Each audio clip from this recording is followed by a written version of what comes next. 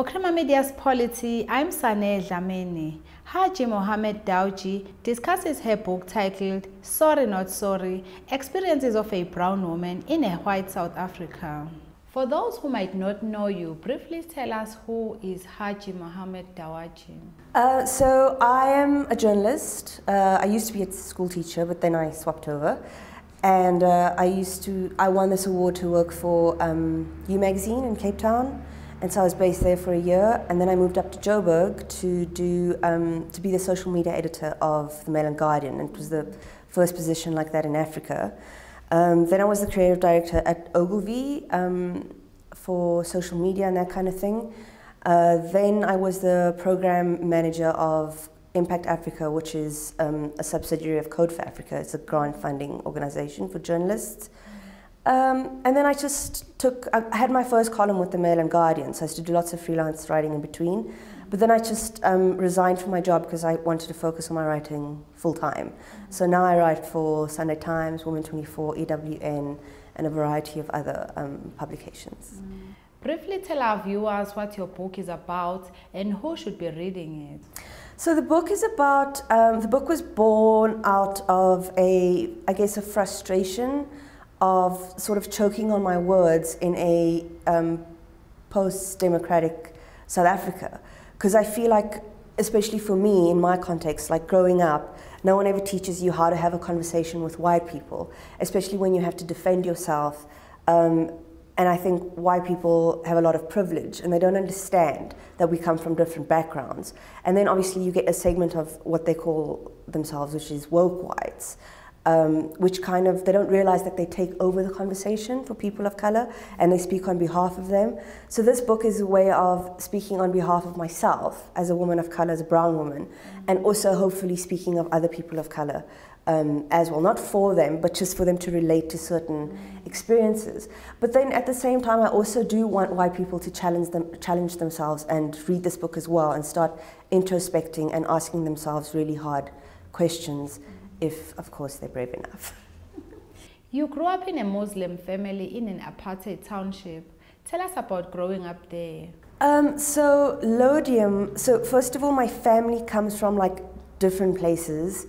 My mom's family was brought from India, some of my dad's family as well, but then he also has close Cape Malay roots from, Cape Town, and we have a close connection there. So it's kind of like this melting pot of different cultures, but I think Islam kind of like rounds it all off and like is an umbrella that houses all of that. But they both grew up in Marabastad, pre-Group Areas Act. And my dad comes from he used to live in a shack with a family, and it was one bedroom, and now he's the head of department at the University of Pretoria. So he's got this insane trajectory, and education was always very, very strong because it was a way for him to fight the system, sort of, and create change and opportunities for other people, which I think he is doing now. So Lodium was developed sort of after the Group Areas Act, and you had all these people just had to migrate to this place and create new communities and new homes. But Lodium in itself is quite segregated because you get the Indian people, like the purebreds, so to speak. And in the town, as you move closer to the railway station, as it is with all apartheid townships, you get the demographics start to change and the LSM starts to change, and you get what we used to call ourselves braks, just mixed breeds or whatever. So there's this isolation, there is this segregation. You get the rich kids who come down to the poorer parts of town because they can afford expensive drugs, and then across our house you get the drug dealers, and we played on the streets, and we grew up in this environment where you were kind of safe but you also weren't safe, and you didn't really fit in anywhere else. So it was hard, yeah. It was tough, but it was also nice. It builds you, it gives you character, yeah. What is the media corporation, and why is it difficult being a woman of color in this space? I often think that especially women of color just become like beads on an abacus. We become a way for white media corporates and organizations and media organizations to sort of check boxes every year, in terms of their demographics and their BEE numbers and whatever. Because the more women of color they have, the more diverse their organization looks. But inside the organization, it's not actually diverse because they sort of keep you down. They count your head, you're a head count because you exist, but within the organization, you're quite invisible.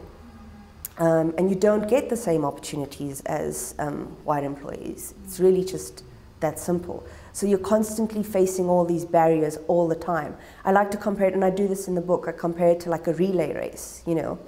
And white people have been given this golden baton from the day they were born and for years before. And so they have the support system where they're constantly passing the baton on to other people, whether it's in careers or wealth or like, you know, whatever. And people of color don't have that baton. So first of all, they come into the world searching to find it. And then they go into an organization where they don't have a support structure. So there's no one to pass the baton onto. So you're constantly having to run by yourself because the other people on your team are struggling just as much as you are. In the beginning of the book, you highlight the challenges of getting your work published compared to white males. Can you briefly share your experience? Well, I'll give you a current experience actually. So I write for EWN online, and my columns mostly focus on, you know, social dynamics, race, politics, that kind of thing, feminism and sexuality as well. And in a sense, the only reason I'm given a platform, and this is not specific to EWN, the only reason women of color are given a platform is because we have to talk about the struggle.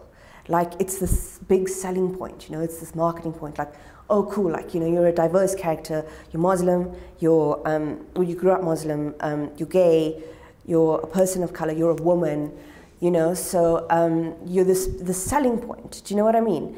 And men, white men especially, I mean, if you read the Sunday Times or even, you know, anything, they're always going on like these wonderful experiences and they're traveling, you know, and they can write about random stuff like listening to a song on a train and how it changed their life and like, you know, that kind of thing.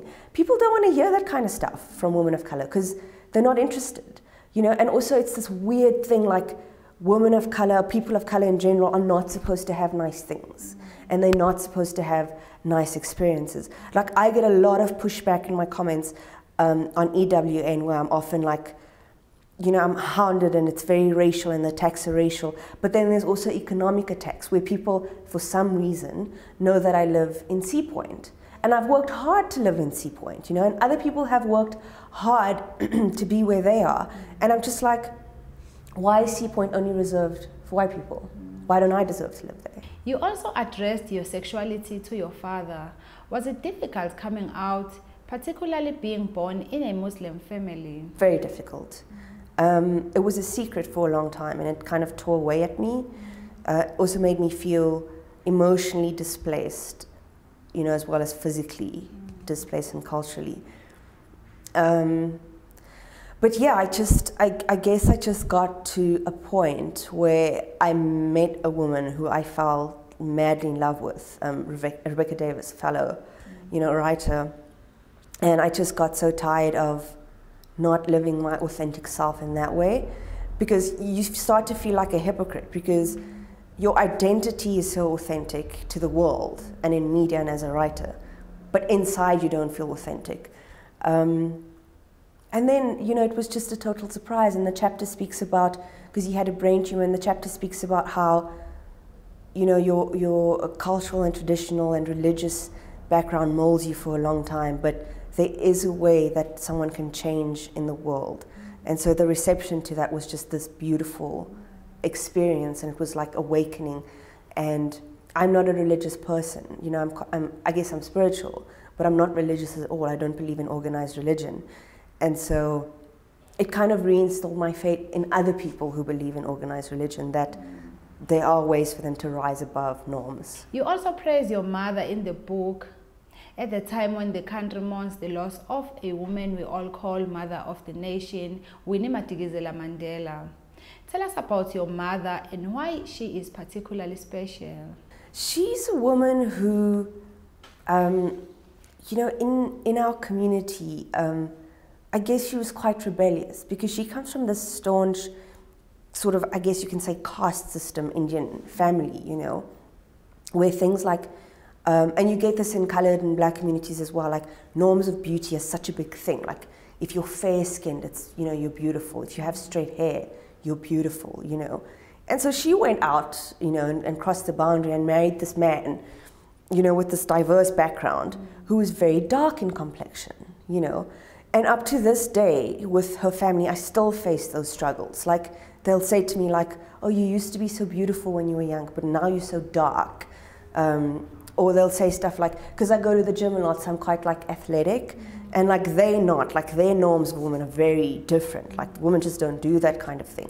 So I even had this strange, hilarious experience where an aunt of mine said to me, why are the bottom of your legs so swollen? And what she actually meant to say was, they're not like fragile and dainty enough for women because I have muscles, like, you know, that I've got calf muscles. And it was really upsetting to me. But my mother has sort of grown past this in her life, you know, and it's been a struggle. And if you think of someone whose roots are born in, you know, norms like that and constraints like that, and to watch her push past that culturally, religiously, you know, all of that, but in this very silent, subdued kind of way. But if you match that with the strength it takes to build yourself and grow yourself out of that, it's a real point of, like, admiration for me. Because there are a lot of personal factors within her marriage and her relationship and whatever, and patriarchy as well, that she had to face. And so the power is almost like a silent power, and I feel like that's not often recognized in households. One of the questions you ask is whether Islam is really as anti-feminist as it is claimed. Is it? Oh yeah, so there's this huge, I mean, patriarchy has basically taken over the world, right? And I think especially religiously we find that. And it's perpetuated through the media, and it's mostly perpetuated through communities where all the speakers and leaders are men, whose it's in their favor to keep women down and to suppress them, and, you know, because that means they have more control. And, you know, and so this inherent sense of, like, just following and obeying is kind of just bred over and over again in those women. And the truth of the matter is, like, if you just take the time to go back to this religious text that you so, like, wholly and intensely, like, obey and recite over and over again, you will actually realize that whatever people are preaching is in direct contradiction to what the text is actually saying. So my point was just that don't believe blindly, you know, because we have a history of Islamic women that the media aren't talking about, that communities aren't talking about, and that the Quran actually does talk about, that says all men and women are equal. Women are allowed to own property. Women have rights in the family. You cannot marry a woman without her explicit permission. And they're entitled to, you know, wealth that is a result of, like, a will and testament or whatever. You know, they're allowed to ownership of things. And all of this is kind of just overlooked because it plays into the power of men to not speak about that kind of thing. You also talk about how Muslim women slay. What is the chapter trying to address? It's trying to address the power of women in Islam and in Islamic history specifically.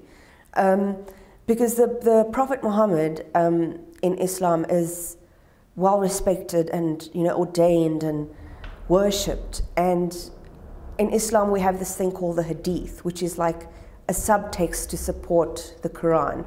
And it's sort of stories and retellings that came after the Quran was revealed and after the death of the Prophet, even by people who were around him.